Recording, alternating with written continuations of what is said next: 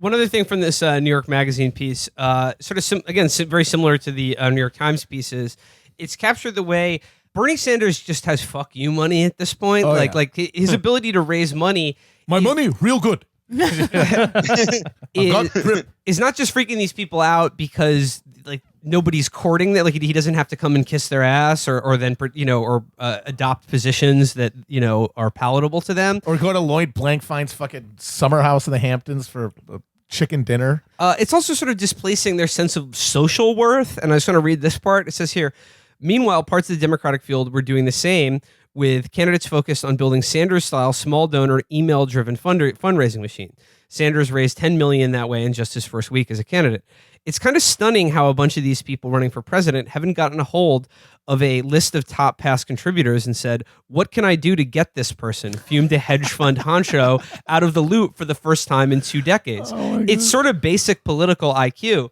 Everyone wants to seem relevant, one prominent investor told me, but for the first time, he or any of his friends could remember, we're just not fucking relevant. We're not that big a deal anymore. None of us. A lot of the donor community is worried about losing their presidential perks and ambassadorial gigs to Baristas, said veteran New York Democratic fundraiser Roger Zimmerman. Oh my God. This has really affected the donor they community. interviewed the fucking Monopoly man. Yeah, they're doing violence to the spaces of donor Americans, and I don't think that's right. As a donor American. But I like that he has like losing it to Baristas. Like a lot of their guys, like Baristas are their biggest enemy. Yeah, of course. Like it's their biggest like sort of social enemy, and like the person they interact with who's like lowest than them on a totem pole that they still have to deal with. Or feel on the hook to some way. Right. So it's Brett with one T. Yeah, exactly. Dude, I'm so sick of these hipster baristas talking down to me and my Wall Street friends. They're at Starbucks. They're listening to Justin fucking Bieber. They're rocking out to Mumford and Sons. I'm so sick of these hipster baristas. Speaking of small donors and the staggering amount of money that Sanders and now other people are trying to raise from this model of getting a little from a lot based on like a email and turnout. And Sanders with something like 400,000 small donors right now. Fucking Baristas. Yeah. They're really small. They're gonna fucking get in there and they're like under 4 foot. They're gonna carry out their fucking barista agenda on all of us. You're so tiny. My donors are so tiny. I want to put you in my pocket. They're small beans. This is I saw this really great take today on Bernie Sanders, money making. This is courtesy of the National Review and Jay Cost under the headline, "The Problem with Sanders' Small Donors." Subhead, he is now winning the money race thanks to activists. But do we want voters on the fringe setting a party's course? Which is the answer is if you're the National Review and talking about the Republican Party, yes, absolutely. But what does the fringe mean? Like he has more donors. Yeah. That's not the fringe. That's the masses. But I think they mean that they don't have any money.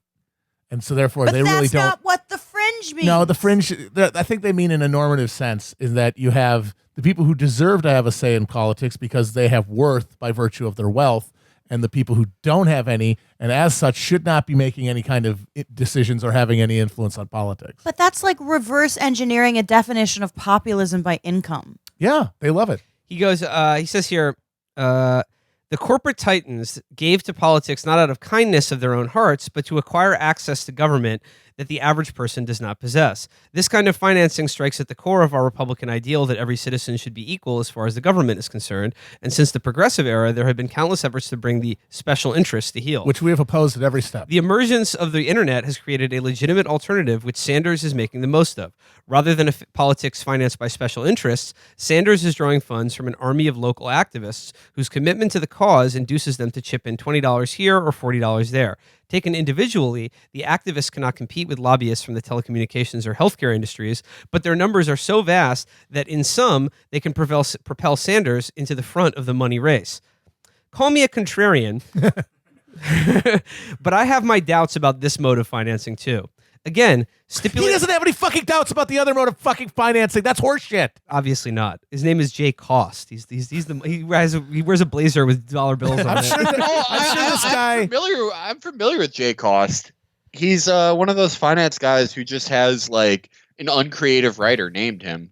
I'm sure that when he opened the newspaper to see the Citizens United decision, a single tear rolled down his fucking cheek.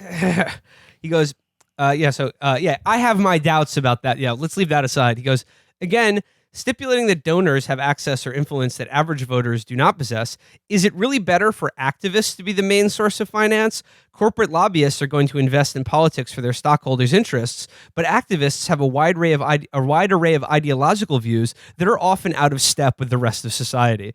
The Sanders voters in particular are far to the left of the average American, and probably the average Democrat too. We complain so much about political polarization these days, and I think with good reason. But to what extent does the polarization in the last generation lead back to this revolution in campaign finance?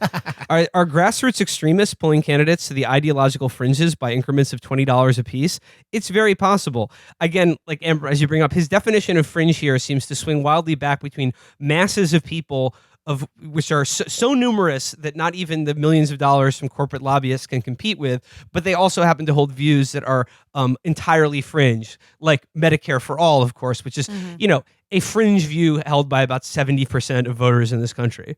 Yeah. Well, I think, he's just saying that they're motivated, and being motivated makes you a suspect. A glassy-eyed psycho. But again, like motivation is sus. But like the only motivation that can be trusted is self-interest, like all of these rich assholes. No, but forget self-interest. Like William F. Buckley and the National Review was founded to make sure that the fringe of the conservative movement took over the Republican Party, and they did. Yeah. And they've changed American politics because of it. And then now that if Sanders wasn't raising any money and was just like another Dennis Kucinich, they wouldn't have to come up with a new narrative about how actually small money donors are bad. So he closes this out by here saying, all of this speaks to some inconvenient truths that Americans have failed to fully grok.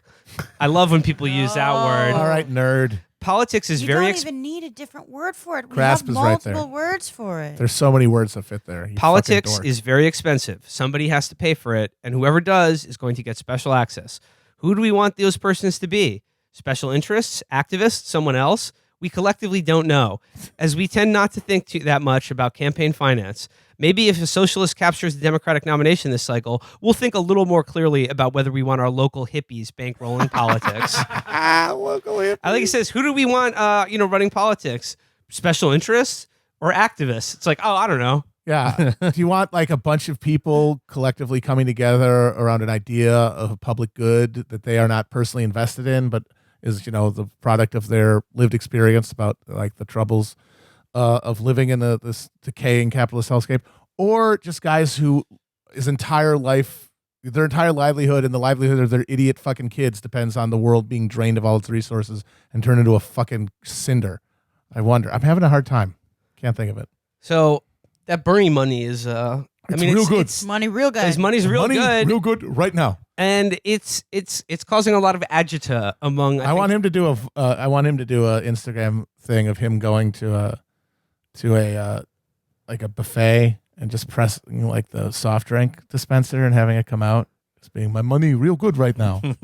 Well, we also he would never debase himself in such a way. No. We also have the great photo of him shopping this weekend. Oh, it's great. Getting some Progresso soup and mouthwash. Yeah. When Bernie makes it rain, he just pours soup directly onto his driveway.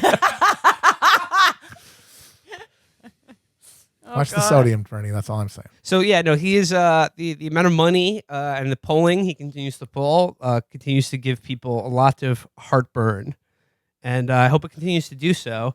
And I more than anything, I hope he does get the nomination. So everyone who is going to spend probably the next month just angrily interrogating you, like, will you support the Democrat? Will you support the Democrat? Defeating Trump is the most important thing ever. Having to find a way to back out of that rather shoddy moral commitment. Howard Schultz all along. I had no idea he was such a brilliant visionary. I feel I have to support him.